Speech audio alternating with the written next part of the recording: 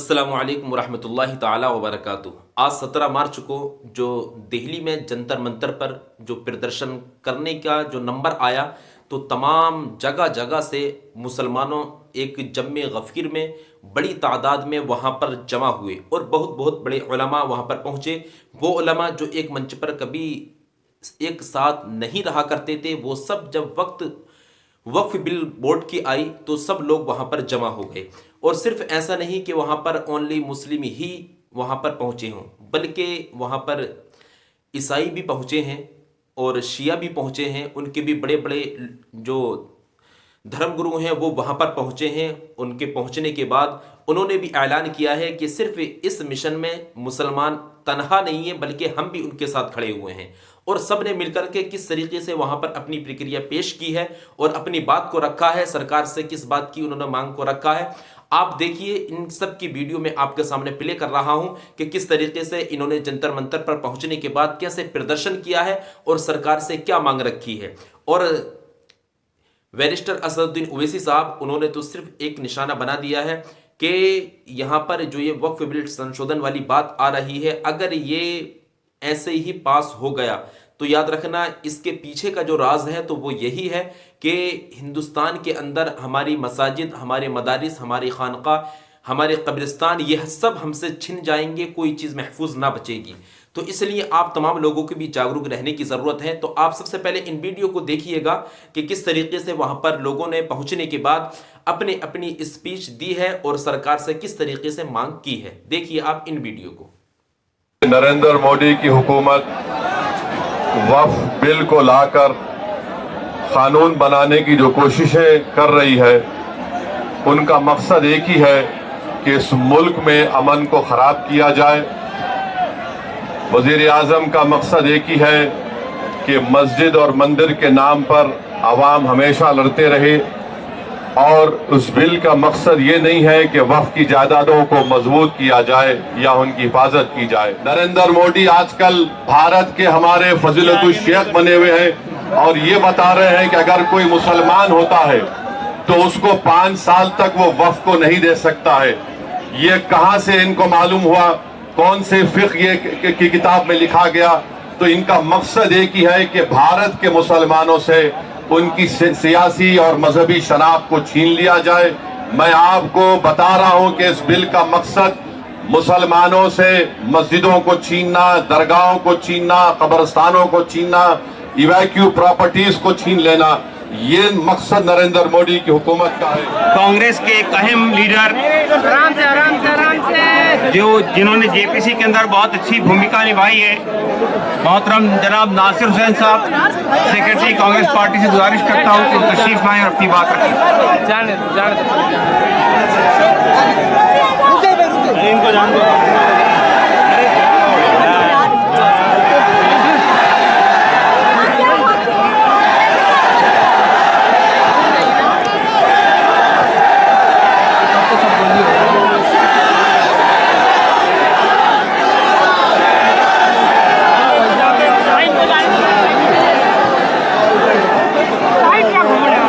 शाहीन बाग में क्या हुआ था? धरना हुआ था, शायद कत्लेआम हो गया था और मार डाला सबको। वहाँ धरना हुआ था। धरना तो कोई भी कर सकता है। जब गांधी जी ने धरना किया तो हम नहीं कर सकते? नेहरू जी ने धरना किया, हम नहीं कर सकते? तो जो जिस तरह गांधी जी ने आंदोलन चलाया था, वो उसी तरह से आंदोलन हमने चलाया। सरकार को वापस लेना चाहिए, सरकार को वापस लेना चाहिए, सरकार को जिद नहीं करनी चाहिए। सरकार है, भाषण तो देते हम सबका साथ, सबका विकास, सबका विश्वास। क्या विश्वास है? देश के 25 करोड़ लोग एक तरफ खड़े हुए हैं, केवल एक कानून के लिए कानून ना लाओ, और सरकार जबरदस्ती कर रही है। यही उनका सबका साथ है या सबका विश्वास है? दलित अलग परेशान है अपने हकों को लेकर, पिछड़ों के साथ अलग सौतेला व्यवहार हो रहा है, किसान आत्महत्या कर रहे हैं। यही सरकार है क्या? हम लोग हर स्तर पे विरोध करेंगे, संसद में भी करेंगे, सड़कों पर भी करेंगे, आवश्यकता पड़ेगी तो माननीय सर्वोच्च न्यायालय में भी करेंगे।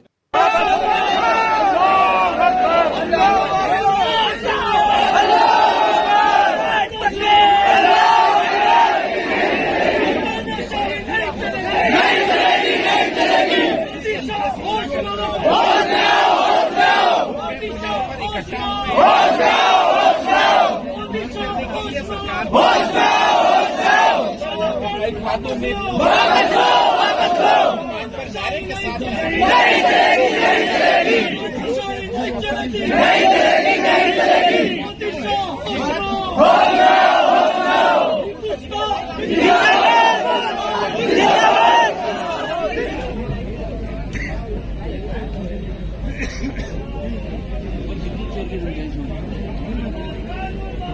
है हमारे नेता धर्मेंद्र जी ने स्पष्ट कर दिया है। हमें केवल इतना ही कहना है कि अयोध्या की महान जनता ने पूरे देश को संदेश दिया है कि इस देश में सांप्रदायिकता नहीं चलेगी, इस देश में आपसदारी और भाईचारा चलेगा। और मुझे चौवन फैलाबाद जो अयोध्या की सीट है, जिस पर भारतीय जनता पार्टी को बड़ा घमंड था, सारे घमंड को तोड़ दिया है। लेकिन आज अफसोस के साथ कहना पड़ रहा है कि मोदी जी की जो सरकार है इस देश में अमन चैन को तोड़ना चाहती है, संविधान को तोड़ना चाहती है। संविधान के प्रिंसिपल में लिखा है, बाबा साहब भीमराव अम्बेडकर ने जो संविधान की आत्मा है। और अभी होली का त्योहार में जिस तरह से पाबंदी लगाई गई थी नमाज पढ़ने का, ये असंवैधानिक था, संविधान के खिलाफ था, संविधान की आत्मा के खिलाफ था। इसी तरह से बिल जो लाया गया है, हमारे नेता माननीय अखिलेश यादव जी ने अयोध्या में जो जमीनें ली जा रही थी उन जमीनों के बारे में स्पष्ट निर्देश दिया है। वही मनसा आज ये कर रहे हैं। दुनिया की कोई ताकत इस बिल को पास नहीं होने देगी।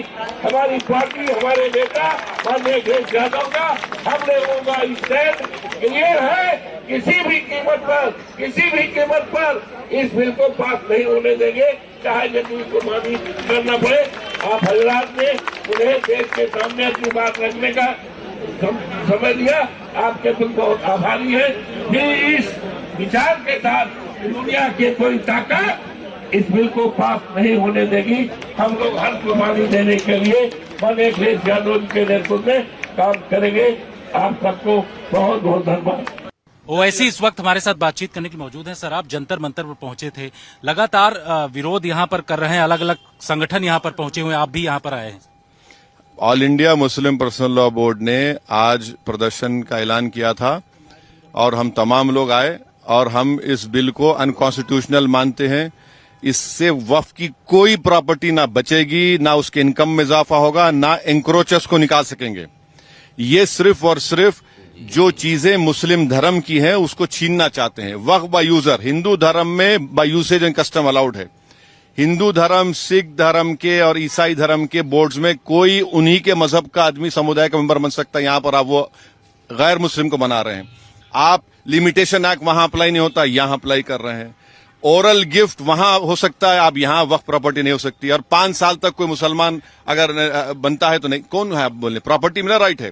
तो इससे कुछ नहीं कर रहे हैं, सिर्फ बर्बाद करना चाहते हैं वक्फ को। और इस देश में अमन और शांति समुदाय में जो है उसको और दूरी पैदा करने का इनका मकसद। गरीब मुसलमानों को कह रहे हैं फायदा होगा, पचपन। हमको बताइए कौन सा प्रोविजन से फायदा होगा, बताइए। इनकम जो पहले 7% देते थे उसको आपने और कम कर दिया वक्फ की प्रॉपर्टी, तो कौन सा गरीब को फायदा हो रहा है बताइए। भाई जो मेरी प्रॉपर्टीज है मैं उसको अपनी तरह इस्तेमाल, आप तो उसको छीनना चाह रहे हैं। इवैक्यू प्रॉपर्टीज आप उसको छीनना चाह रहे हैं रियल एस्टेट के नाम पर। चलिए, औरंगजेब की मजार जो चलो किया जा रहा है। जी नाज़रीन किराम, आपने इन तमाम वीडियो को देखा, आपको पता चल गया होगा। और मैं आपसे एक ही मैसेज आप तक पहुंचाना चाहता हूं, बताना चाहता हूं कि आप तमाम लोग ये जंतर मंतर पर जो लोग जमा हुए हैं और जितने भी तादाद में यहाँ पर लोग पहुंचे हैं और उन्होंने जो अपनी पेशकश रखी है सरकार से कि इस वक्फ बिल जो बोर्ड है इसको पास नहीं होना देना चाहिए और किसी भी तरीके से इसके अंदर कोई भी संशोधन नहीं होना चाहिए, जो इस पर मांग रखी है, हमें और आपको भी ज़रूरत है कि अगर हम वहाँ पर नहीं पहुँच पाए तो हमारे ऊपर ये ज़रूरी है कि हम ज़रूर अपनी आवाज़ को उठाएं और इस बिल को पास हरगिज़ ना होने दें। और जितना भी हो सके इस वीडियो को अपने दोस्तों अहबाब तक ज़रूर शेयर फरमाइएगा ताकि सबको पता चले कि हाँ, हिंदुस्तान के अंदर वक्फ बिल बोर्ड पर जो यहाँ की हुकूमत उसके ऊपर दाव पेच खेल रही है तो वो उससे पीछे हट जाए और वक्फ बिल बोर्ड अपनी जगह पर बरकरार रहे। तो आप तमाम हजरात इस वीडियो को अपने दोस्तों अहबाब तक जरूर शेयर फरमाइएगा। खुदा हाफिज। अस्सलामु अलैकुम व रहमतुल्लाहि ताला व बरकातुहू।